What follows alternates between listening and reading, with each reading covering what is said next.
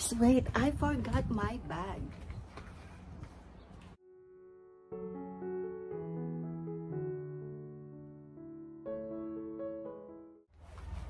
Hi everyone, welcome to Nina's Day Vlogs. So for today's video guys, we are going out for a quick shopping and today is grocery day. So let's go, tara na!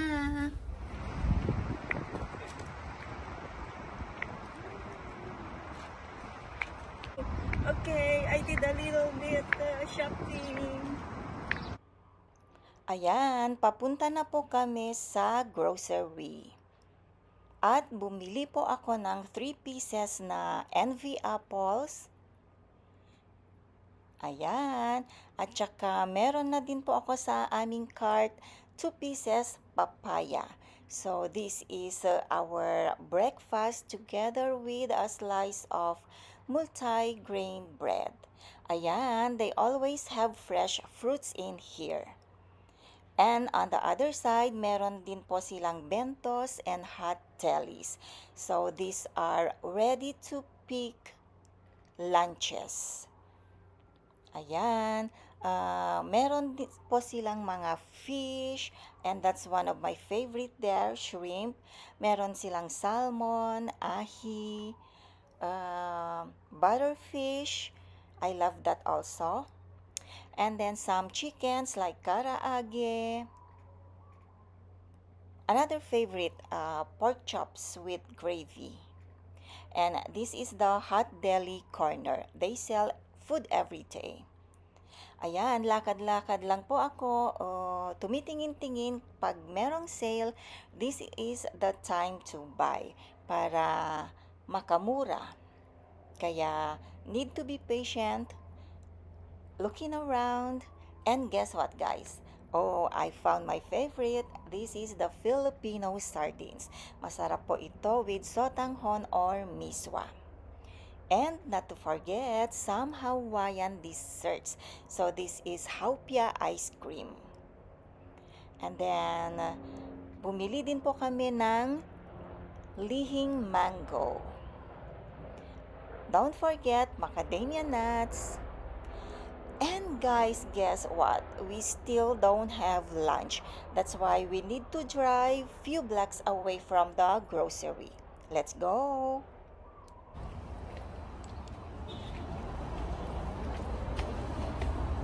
Okay. Picking up food for lunch. At habang kinukuha ni Habi yung aming lunch sa other store, I am here waiting for our Thai tea smoothie. Nakakatuwa lang na yung lady ay kilala na ako. Lagi niyang sabi sa akin, "No baba, ya?" I have here Thai tea smoothie. Fast today. Yeah. Nobody was that. Nobody. The lady waiting for us. And even the banh mi, it's ready. Can you went? Just brought it out. I have jumbo Thai tea smoothie.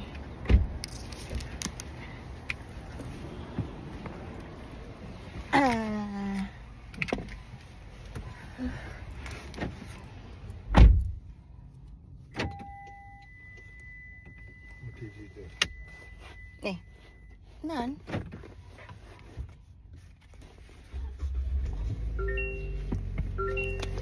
Let's go. Lunchtime. Still early.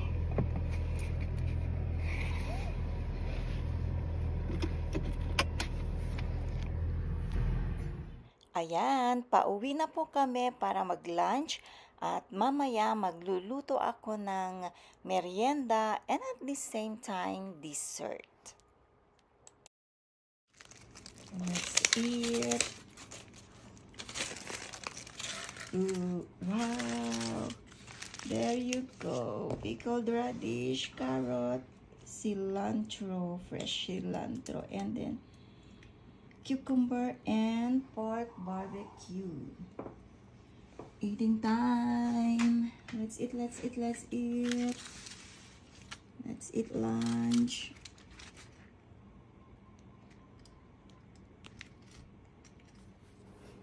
Okay, so I have ingredients for ginatan. So I will be making, it's a good snack and at the same time Filipino dessert. That's my favorite. I will put just a little of these mochi balls because hubby don't like it. 2 more balls, then done. Very easy. The last ball. And I will be using the coconut milk in can. Ganito po sa ibang bansa. Okay, so it's cooking time. I need to see an oil floating. By then, it's ready to put the other ingredients. Let's check. Tingnan nga natin. Medyo parang meron akong nakikita na malamang hindi nyo nakikita. Okay, it's almost ready. Let's put the ingredients. First, let's put the mochi balls. Ayan. If you notice, the mochi balls are floating already. That means we can add the other ingredients. Ano sa tingin nyo ang susunod na ilalagay natin na ingredients? Siyempre, yung mahirap maluto. Which is, let's put next the cassava. Yan, eto, this is the cassava. Kamoteng kahoy.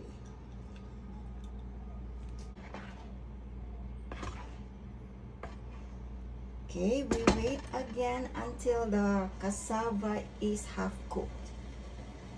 And let's check the cassava. It should be half cooked, then we will put the other ingredients.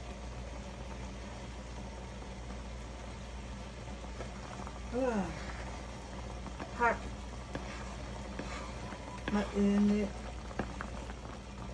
But we can put down next ingredient, which is the sweet potato. There, purple. I just love the color. Madami-dami. Ayan siya.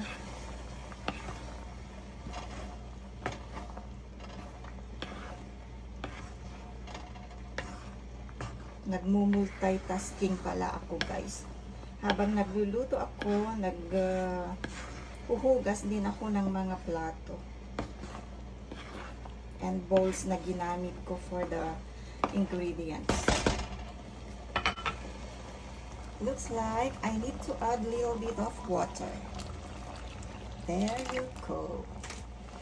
Okay, so let's check if the sweet potato is some kind of half cooked. Hot. Hot. Yeah, it's already half cooked. So, there. Maglagay ko tayo ng sugar.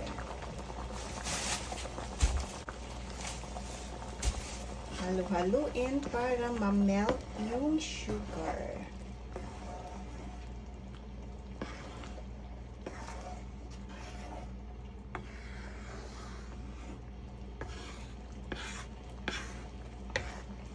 The other ingredients we will put later because those are the ones pre-cooked already.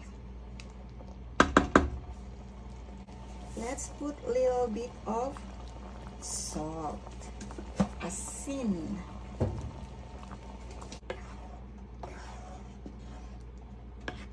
Ooh, I can smell. Smells good. I will add the makapunmul strings there. Likewise, let's put the tapioca.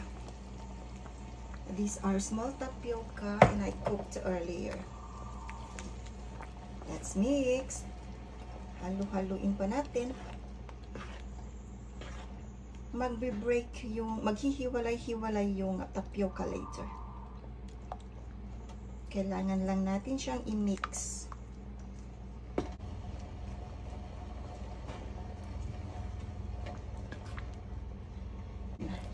Corn kernels. I love this one.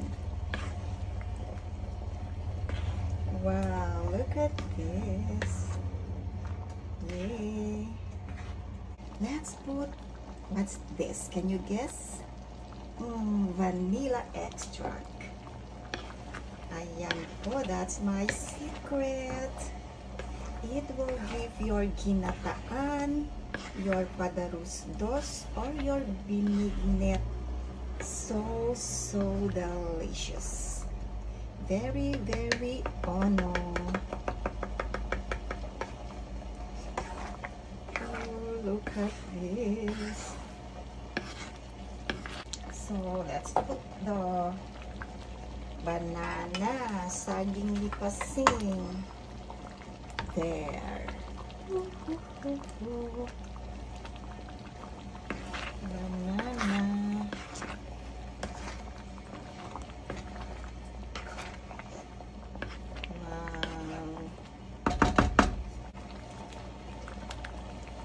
Sarap naman. Put all. Of course. Look at this. Oh my God. Look, guys. For the full recipe, if you wanna make, please check my uploaded videos. I think I have 2 or 3. One of them is this, padarus dos. Try a little bit. How much? 5 pesos, 10 pesos, 15.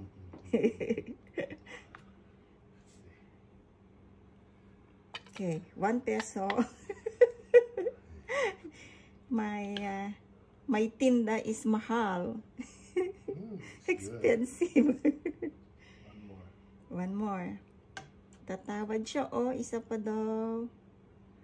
I also put makapuno. That's why I know you love coconut. Okay. A little bit. Little bit. I can add more. Still hot, yeah? Yeah. Okay.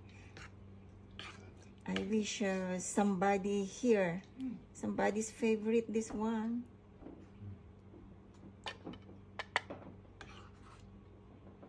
Yeah, I finish early also.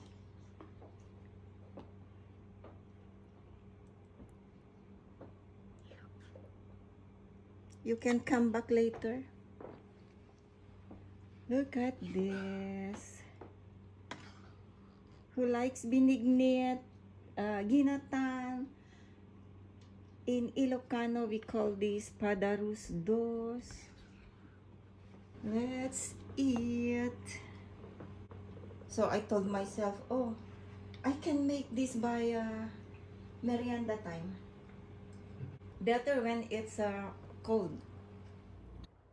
I'm still eating, guys. Mahalo again for watching.